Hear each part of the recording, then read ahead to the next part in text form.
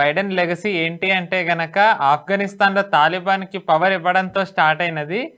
సిరియాలో Bashar al అసాద్‌ని కూల్చడంతోని ఒక రకంగా తన లెగసీ అది. దాంతోనే ఎండ్ అయిందనాలి. ఫారెన్‌లో రెజ్యూమ్ చేంజ్‌లు చెప్పాలి అంటే.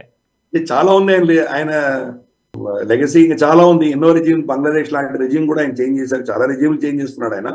రెజ్యూమ్ చేంజ్ అన్నది డీప్ స్టేట్ యొక్క ఆలోచన దృక్పథం. కాబట్టి డీప్ స్టేట్ యొక్క ప్రతినిధి జో బైడెన్. కాబట్టి డీప్ స్టేట్ వచ్చే 40 రోజుల్లో చాలా చేయబోతున్నారు. కాబట్టి విధ్వంసం సృష్టించబోతున్నారు. ఎన్నో దేశాలలో ఇటువంటి ప్రయత్నాలు జరిగినప్పుడు అక్కడ రక్తపాతం జరిగేటువంటి ప్రమాదం ఉంది. ఈరోజు హెచ్టిఎస్ని వీళ్ళు వాడుకొని చేశారు. కానీ హెచ్టిఎస్ ఏం పెద్ద సెక్యులర్ సంస్థ ఏం కాదు.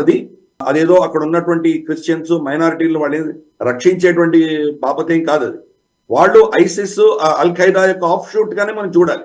కాబట్టి ఈ యొక్క దృక్పథం ఏదైతే ఉందో, అంటే మనం రెజిమ్ చేంజ్ చేయాలి అన్నటువంటి ఒక ఆలోచన దృక్పథం ఉందే, అది ఒక యుద్ధం కింద మనం భావించాలి. యుద్ధం అన్నది అస్త్రశస్త్రాలతోటే ఉండదు. యుద్ధం అన్నది ఐడియాలజికల్ వార్ఫేర్ అన్నది ఏదైతే ఉంటుందో వాటిని మనం యుద్ధం కింద ప్రకటించాలి.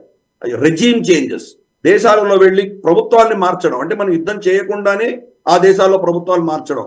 యుక్రెయిన్ మైదాన్ రెవల్యూషన్ ఎలా జరిగింది, ఇలాంటివి ఎన్నో వాళ్ళు చేయగలుగుతున్నారు. వాళ్ళు ఆ దేశాలలో వెళ్ళి ఆ దేశాలలో ఏదో కార్యకలాపాలు చేసి యుద్ధం చేయకుండానే వాళ్ళలో మార్పులు తీసుకొచ్చే ప్రయత్నాలు చేయడం, ఇటువంటివి చాలా చేస్తున్నారు. దీని మొత్తం కూడాను వార్ఫేర్ కిందే మనం గమనించాలి.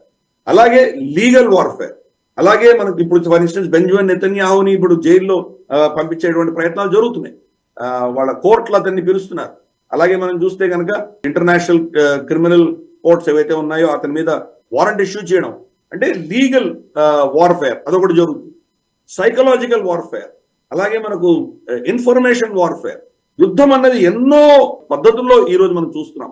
ఇన్ఫర్మేషన్ వార్ఫేర్లో ఏం చేశారు, రష్యా నుంచి వచ్చేటువంటి ఇన్ఫర్మేషన్ ని కంప్లీట్ గా కట్ చేసేసారు. కంప్లీట్ గా వెస్ట్ ఏం చెప్పదలుచుకుందో అదే ఇన్ఫర్మేషన్ ప్రపంచానికి వస్తోంది. ఆర్టీ, రష్యన్ టీవీ ఏదైతే ఉందో దాని కంప్లీట్ అన్ని ఇంటర్నేషనల్ ప్లాట్ఫామ్స్ నుంచి తీసేశారు. యూట్యూబ్ నుంచి, ట్విట్టర్ నుంచి, ఇన్స్టాగ్రామ్, ఫేస్బుక్, ఇటువంటి పాపులర్ ప్రపంచవ్యాప్తంగా చూసేటువంటి ప్లాట్ఫామ్స్ నుంచి కంప్లీట్ గా ఆర్టీ ఇటువంటి ఏవైతే ఉన్నాయో వాటిని కంప్లీట్ గా అక్కడి నుంచి తీసేశారు. అలాగే అక్కడి నుంచి వస్తున్న ఇన్ఫర్మేషన్ వీళ్ళు బ్లాక్ చేయగలుగుతారు. అంటే వీళ్ళ నేరేటివ్ మాత్రమే ముందుకు వెళ్ళాలి, ఇంకెవరి నేరేటివ్ వెళ్ళడానికి వీలు లేదు అన్నటువంటి ఒక ఇది మనం చూస్తున్నాం. రేపటి రోజు భారతదేశం కూడా యుద్ధానికి వెళ్తే మన నేరేటివ్ కాకుండా మనము యాక్చువల్గా మనం విక్టిమ్స్ అయి ఉండి మన మీద అత్యాచారం జరుగుతుంటే మనల్ని రక్షించుకునే దిశగా మనం ప్రయత్నాలు చేస్తే కూడా మనమే ఏదో దౌర్జన్యం చేస్తున్నామని, మనమే ఎవరినో పీడిస్తున్నాం అన్నటువంటి నెరేటివ్ వీళ్ళు తీసుకురాగలరు. సో నెరేటివ్ వార్ అనేది కూడా చాలా క్రూషియల్, ఇది అర్థం చేసుకోవాలి. గాజాలో కూడా అదే చూసాం. గాజాలో ఇన్ఫాక్ట్ మనకు పల్కీ శర్మ లాంటి వాళ్ళు చాలా ఫేమస్ యాంకర్స్ మన దేశంలో కూడా, వాళ్ళు ప్రతిరోజు స్టాటిస్టిక్స్ ఇచ్చేవాళ్ళు. ఈ రోజు 30,000 మంది చనిపోయారు, ఈ రోజు దాకా 35,000 మంది చనిపోయారు, దాంట్లో 6,000 మంది పిల్లలు చనిపోయారు, 40,000 పాలెస్టీనియన్స్ ఆర్ కిల్డ్, ఇవన్నీ చెప్తున్నారు. కానీ దాంట్లో ఒక్క టెర్రరిస్ట్ కూడా ఉన్నాడా వీళ్ళు చెప్పరు. ఎందుకు 30,000 చనిపోయారని నంబర్ ఎవరు ఇచ్చారు మీకు? అదంటే ఇదంతా కూడా ఇన్ఫర్మేషన్ వార్ఫేర్. హమాస్ ఏ నంబర్ ఇస్తోందో ఇవన్నీ అదే నంబర్ అందరూ కోట్ చేస్తున్నారు. ఇండిపెండెంట్ గా ఎవరు వెరిఫై చేయలేదు. అందుకనే యుద్ధం అన్నది ఇది పొలిటికల్ యాంగిల్ గా నేను చెప్పట్లేదు. యుద్ధం ఎన్ని విధాలుగా ఉంటుంది అని చెప్తున్నారు.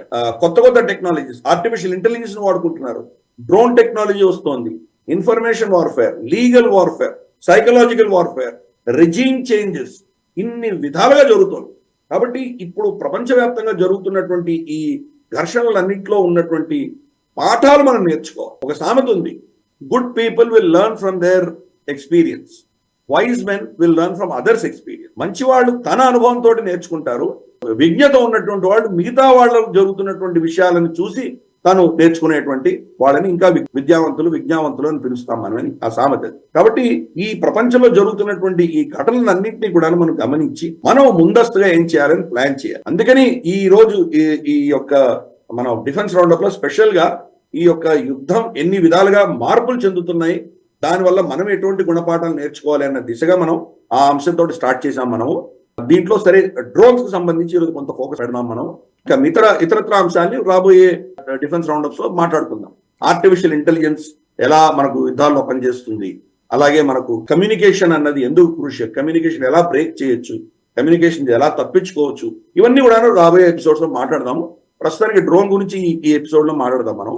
కానీ ఓవరాల్ గా యుద్ధం అన్నది గతంలో ఉన్నటువంటి యుద్ధాల్లా కాకుండా చాలా భిన్నమైనటువంటి మార్పులు దీంట్లో వచ్చినాయి కాబట్టి మనం దాని గురించి గుణపాఠాలు నేర్చుకున్నామా లేదా అన్నది చాలా ముఖ్యం. ప్రభుత్వం గమనిస్తున్నది. 2020 వరకు మన దగ్గర ఒక్క డ్రోన్ కూడా మన దగ్గర లేదు.